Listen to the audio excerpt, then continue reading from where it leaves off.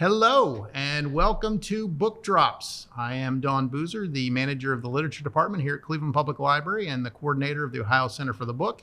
And joining me today, Sarah Flynn. I'm the manager of the Popular Library. And we were just talking about the fact that we have not done a Book Drops together in 2 months now. So we have had a number of co-hosts, and I thought it might be interesting for us to catch up here and find out where we're reading and who we were talking with and that kind of stuff. So I believe you were the first person to have a co-host in our little I did. here. I had Ron Roberts, and we talked about crime fiction, and then also a little bit of zombies in there too. A little bit of zombies. Yeah. And I was lucky to be able to talk to Dr. Valentino Zullo about the queer comics and manga as part of the whole Cleveland International Film Festival sponsorship that we had with the library, and that was very cool. And also I got to talk to our lending supervisor, Reggie. And we talked about language and linguistics and had all kinds of fun there. I learned why we call it a devil strip. So if you want to know why we call it a devil strip, go look at that video. And then I talked to Steve, one of our branch managers, and we talked about the environment and nature and all that sort of thing. I'm actually listening to the one of the books that he recommended, Braiding Sweetgrass, which is a very nice sort of meditation on nature and that sort of thing. And so it's a very Native American wisdom and that sort of thing. So it was a good read, and it's like I said, it's a good narrator too. I believe, if I remember correctly, the author is the one who actually reads the book too. So that's always good as well. And that will actually come up in our little discussions here today as well. So we encourage you to go back and take a look at the previous episodes. They're all available on the CPL Facebook page, and we are happy to see the views go up there. So feel free to go back. And if you'd like to, like I said, know why the Devil Strip is called the Devil Strip, and to for a little bit of zombies, you can go back in some of those previous episodes as well. Sarah and I were talking that what we wanted to do, since we haven't seen each other in 2 months, is just catch up, see what we've been reading, see what we've been liking, and we'll go from there. So why don't you go ahead and go first, Sarah, and we'll get the show on the road, so to speak. This was an easy one to start off because I did this book on audio and loved it and can't say enough good about it. And of course it's checked out. And of course this is going to be a little too bright to see, but it's the Gunkle by Stephen Rowley, and the author read it, which was that's always good. Good, because and everybody's name gets pronounced correctly too. Correct, yes. And there's 2 kids in it, and the little boy has like a lisp, and he does the lisp, and it's really adorable. So anyway, the premise is he is an actor who's been on like a Friends type show that's over, so he's kind of like pretty much like retired from it. He had some like tragedy in his life. Then his best friend from college marries his brother. So she and him were very close, have kind of drifted apart. They have a tragedy in their family, and he takes in the kids for the summer, to their kids, to, watch over them while the family's going through some stuff, and, is kind of thrown into this, parental figure kind of position, which he wasn't ready for. And it's funny, it's sweet, it's very touching, and everything I want in a book, at least. So is it a spoiler, or how do they get the Gunkle out of the uncle? Right. So he's the gay uncle. So it's really early that I don't know if his brother had nicknamed him that or the kids had. So then he has these things that he'll kind of like teach them, like little this is like Gunkle rule number 3 is, and of course it'll be about brunch, or, when the little kids are like, what is this? So, but yeah, super great. Oh, that's awesome. So it sounds like just like a fun sort of almost summer read. Just yeah, a little bit. I would say there's a touch, a little more of like a drama with some comedy thrown in, because there's some heavy topics. Okay. So, okay. Yeah. Cool. Good. Okay. I love the cover. It's so nice. I know. Colorful too. So that's great. Okay. So one of the ones that I have literally been waiting to read for over a year is The Wolf Den by Elodie Harper. And I confessed earlier before we started that I actually went out and bought this at Barnes & Noble because I couldn't wait for it to come to the library. So I have already my own copy here. So independent bookstores and all that sort of thing. Yes, that's good. That's okay. So do that. But The Wolf Den, it's set in ancient Pompeii, of course, before the eruption of Vesuvius. And it is set in the Wolf Den, which is the brothel that they unearthed in Pompeii. And the thing that's cool about it, I think, is that Elodie Harper uses some of the existing graffiti and, who wrote the graffiti and what the graffiti means and the characters and all that sort of thing. And she really does a great job of putting you in that world. I mean, you really, the thing that I was sort of trepidatious about going in it is like, okay, it's set in a brothel. I'm like, is it going to be a lot of description of that sort of stuff? But she does a really good job of exactly what's going on, but she doesn't have to do it point by point and that sort of thing. So that's the kind of thing. But the characters are very well rounded. You really get to sort of see the world through their eyes. She talks about some of the festivals that are going on in ancient Rome, and they just right now we're going to gladiator games in the city, and there is a graffiti evidently talking about some Thracian gladiator that everybody was just like over the moon about, and so he's like a character in the book now. So now you find out why everybody's all like gung ho about him, and he kisses one of the women whenever he's walking in the parade and this kind of thing. So there's this whole interaction with like I said, the whole historical setting and the graffiti and everything. It really puts you into that time period. So it's really good. As you can see, I'm about halfway through, and there is a sequel that was just released in the UK. So I'll have to wait another year to get that one too. So.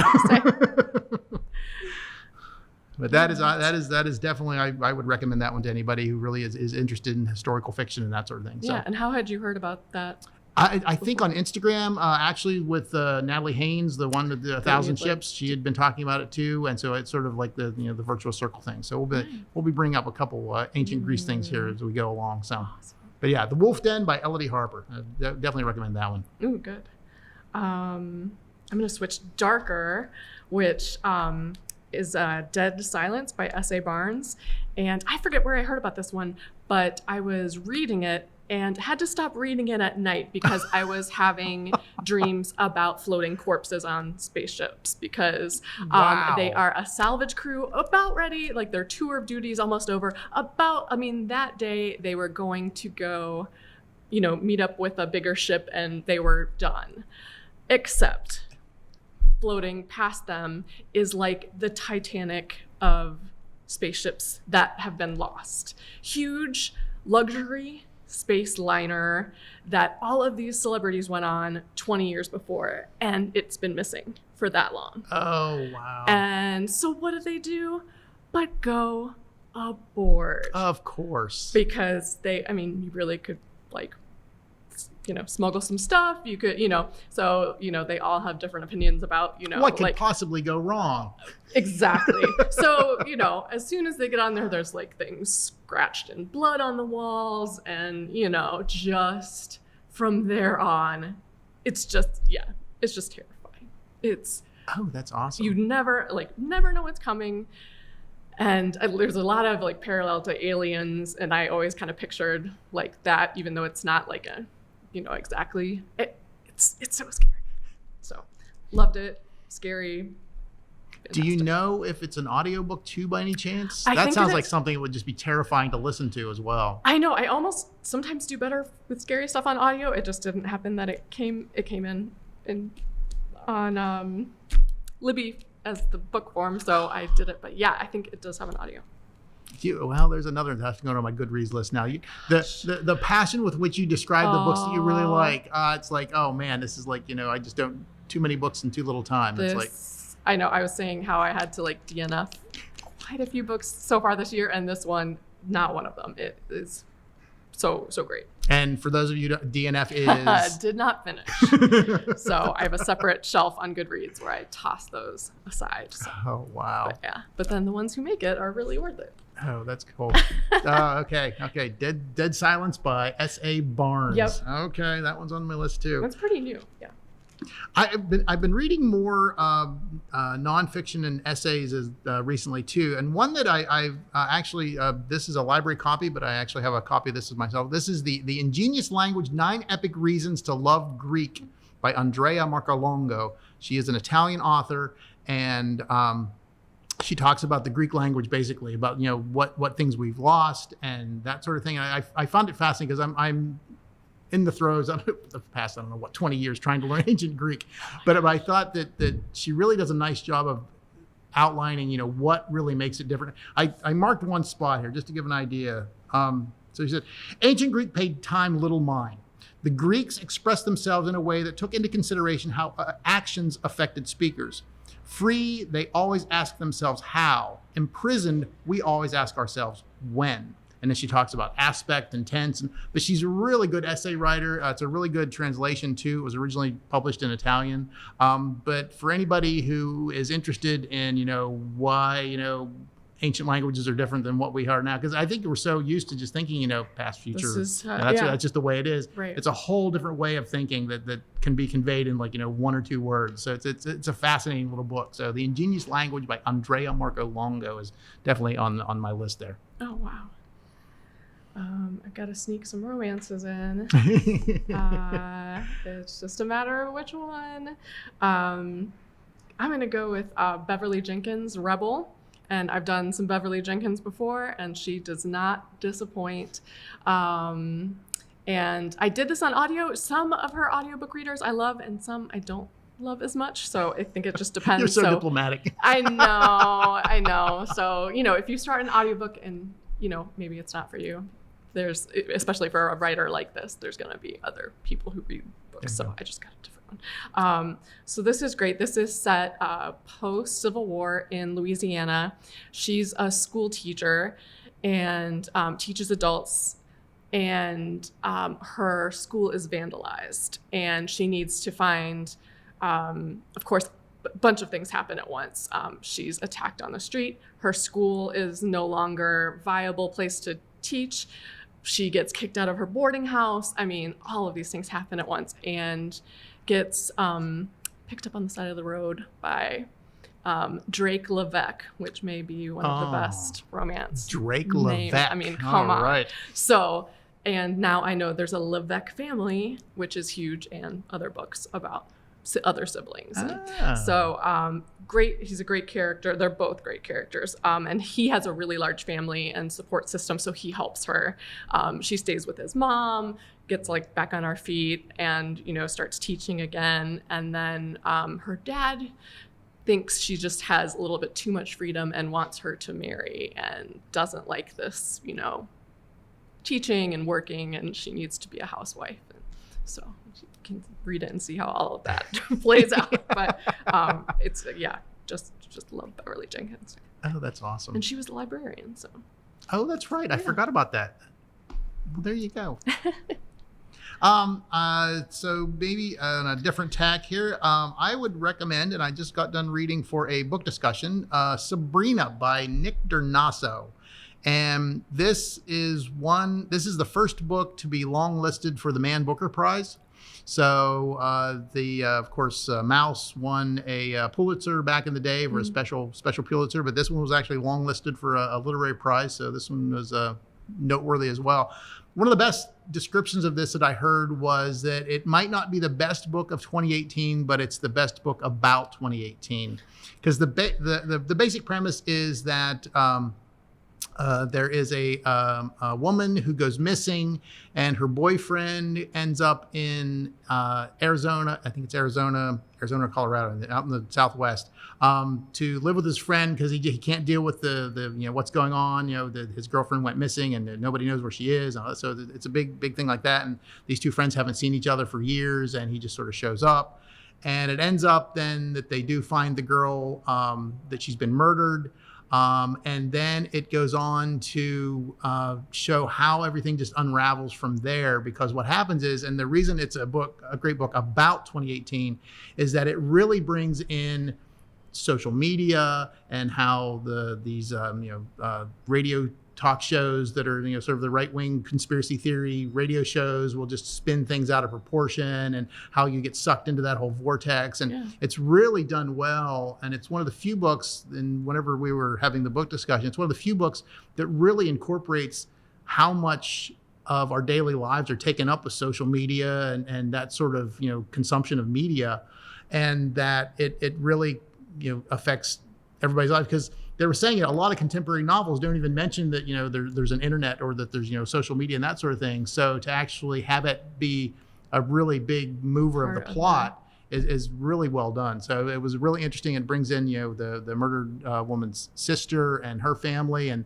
the interactions with the boyfriend. And it's a whole, and then at one point a video surfaces of the actual murder and just the way people interact with that video and things that you never see the video. That's the great thing too. There's never any pictures, but you always see people like looking at it on a screen, and you can only imagine what's going on, that sort of thing. And then where that video goes, and they start showing things about, was this person this actor, and this it's really well done. So we had a really good discussion about this. We actually, if you happen to be in the Cleveland area, we have book discussions on the first Thursday of the month for the Ohio Center for the Book, our Get Graphic program. So we talk about graphic novels, and the one coming up will be Grass. So feel free to check out our Facebook page for that as well. So, but yeah, really, really well done. So it's a lot of tiny little squares too. I don't know whether you can see that, but there's a lot of tiny little squares in there. And one of the reviews that I saw said that there are only 4 different sizes of panels in the entire book.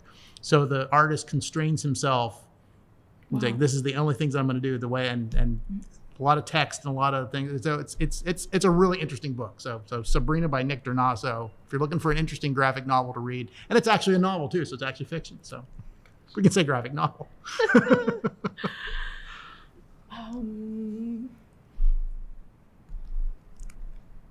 All right. The Kiss Quotient by Helen Huang. Which was all over for a little while, and I had never read her, so I did it, and I can see why everyone recommends this.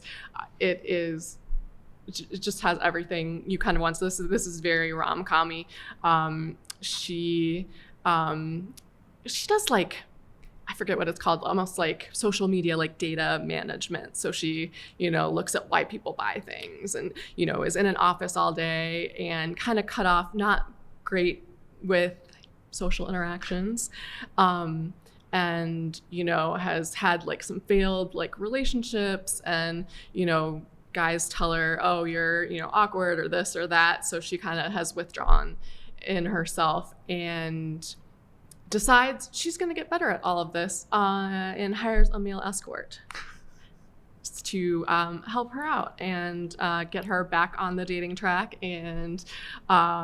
And of course, he, has a heart of gold and is doing all of this extra work to help out his mom's medical bills. And there's just really like unique kind of situations in this. She has Asperger's, and there's a scene, and you're just like, you could see it playing out. He has her over to his house, and it is hilarious. The mom and the grandma are watching like some really loud like soap opera in the kitchen and cooking and like yelling. And she's like, it's just overload for her immediately. She starts just really like trying to stay cool and can't handle it, isn't able to like communicate very well. And then there's siblings running around, and she like says something really rude and not very, she isn't great socially, which he hadn't really seen before. So it's them kind of like building off each other's kind of, like forgiving each other's like negative traits. And it is a romance. It is a romance. Everything ends up okay in the end, right? It does, okay. Yeah. See, I know that now. I know that if it's a romance, it has to end up okay. It does. So I can be taught. So that's a good one. Oh, very cool. I will say that I think you have even mentioned that Outlander is not a romance by definition. I would say it's historical fiction. Historical fiction. There is too much sexual violence and regular violence for it to be a romance. Even though they, they're together and apart and together and apart, and there's lots of nice, times when they find each other after, being apart.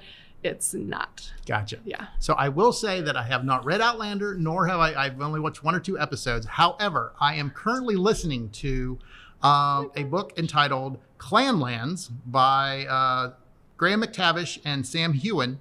And it is an audiobook, and it is, let me just get the cover up here for y'all. So there it is, right there. You probably cannot see that, but it's two men in kilts on the. So I did watch the Men in Kilts TV show that the book is based on, but both Graham McTavish and Sam Heughan narrate the book, and it is absolutely hilarious.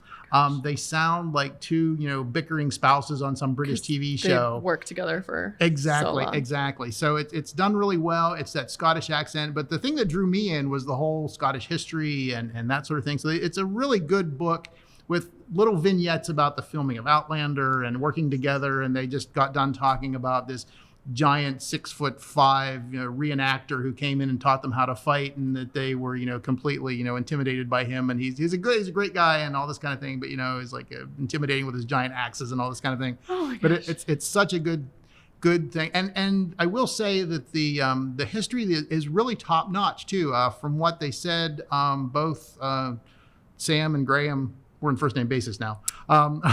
Yeah. We're interested in Scottish history, and that they just got done talking about the massacre of Glencoe. And I learned stuff I never knew about, these historical events and things like that. So it's done really well, but it's such a fun listen. So their accents just, add to the whole, Scottish ambiance of the whole thing. So if you're interested in Scottish history, or you like Outlander and want to get a more intimate view of the actors, Clanlands by Graham McTavish and Sam Heughan. It is a hoot, and you will learn something as well. So nice. And I would say the TV adaptation of Outlander is about as close as you could get to any book. Oh wow! For being such a book fan.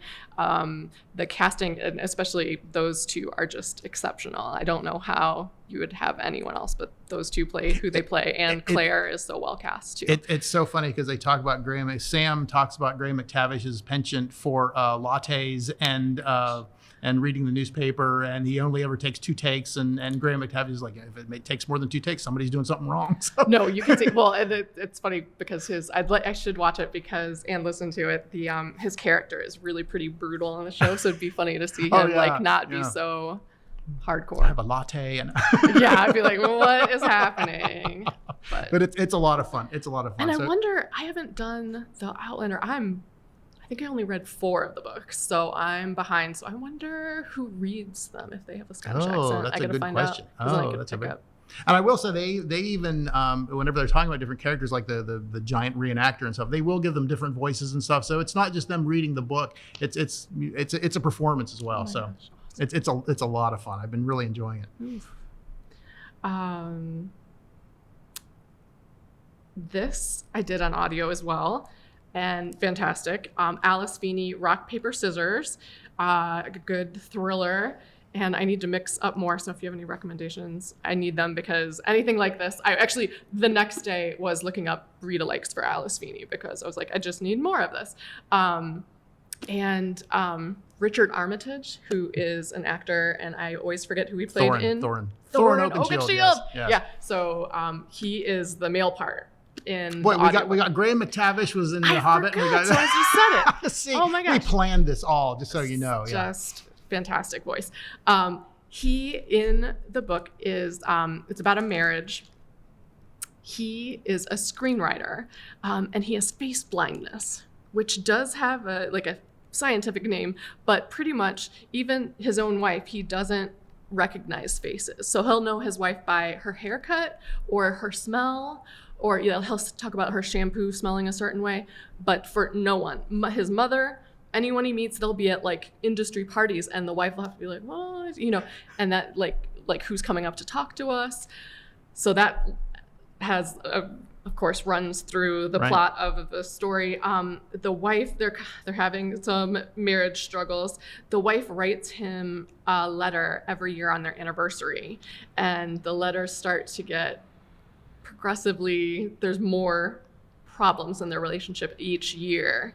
So it starts off with the happiest, we just got married, and then it kind of just slowly, and it all kind of comes down to they have a getaway weekend in Scotland and go there, and things start to really, really fall apart, and it's great. It's falling apart in the best, most entertaining possible way. So, without giving too much of. It's also scary, but in that thriller type of way. Oh, wow. Oh, very cool. Wow. Okay, there's another one. Geez, oh man. I know. My Goodreads list gets longer and longer and longer. It's like, oh man, oh man. And I blame you for getting me started on Goodreads too. So now I know how far I am behind. Thank you very much. How much you have to read. I will say I asked someone recently to recommend some short stories and essays that I wanted to read some more of that. And they have recommended several that I am in the process of looking at now. So The Crying Book by Heather Christie is literally small essays, literally just a paragraph or two on crying. And she looks at crying from all different perspectives and the science, and they're just little mini essays that have, and the interesting thing about all these books that I'm going to just mention here real quick is that you see the tiny little sections. And so here's Bluets by Maggie Nelson. And again, there's just these small little numbered paragraphs. But you first look at it and you think like each individual one is sort of, but then as you read it, there are certain arcs, and then another topic will come up and it'll sort of meander around there. So it's a really interesting format it's a whole different reading experience than I've been used to. The other one that I'm in the process of reading too is 300 Arguments by Sarah Manguso, and that was actually chosen as like the best book of the year by a number of different venues. So, but it really is interesting in that it's not poetry, it's not prose, it's like almost like aphorisms, or some are like even sayings. And I think the one of the ones in 300 Arguments is so the trouble with comparing yourself to others is that there are too many others.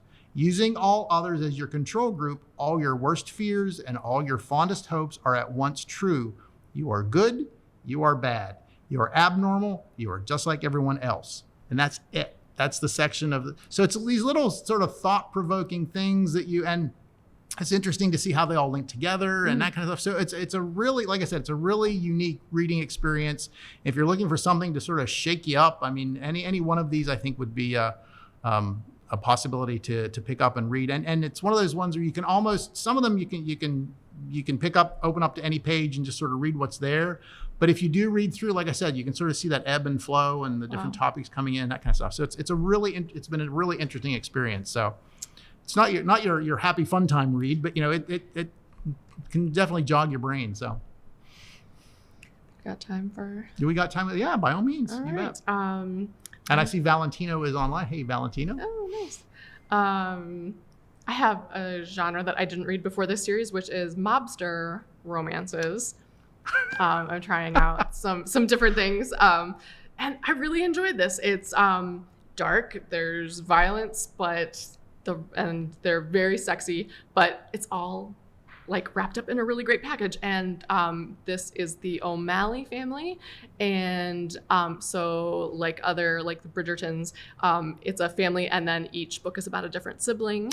So you kind of like meet all the siblings in this one, and then they all kind of have their story.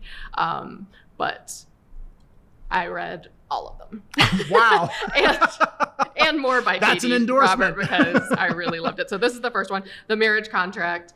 And I read them all. And she has one standalone one right now that's a different mob series. And I will say it starts off with the heroine killing like a bad guy. Like there you right go. off the bat. And it was like, okay, well, this and whenever you this say is all good. of them, how many are in this particular series? 5. Oh, okay. Yeah. Okay. So that's okay. Yeah. That's good. But they're And is it still a romance? You are my expert, so I have to It is. So this is bordering more, it's not a dark romance, but I think it's good to say, yeah, it's not a light romance. Oh, okay. Yeah. Okay. So there is. But in the world of the mob, then everything turns out okay in the end?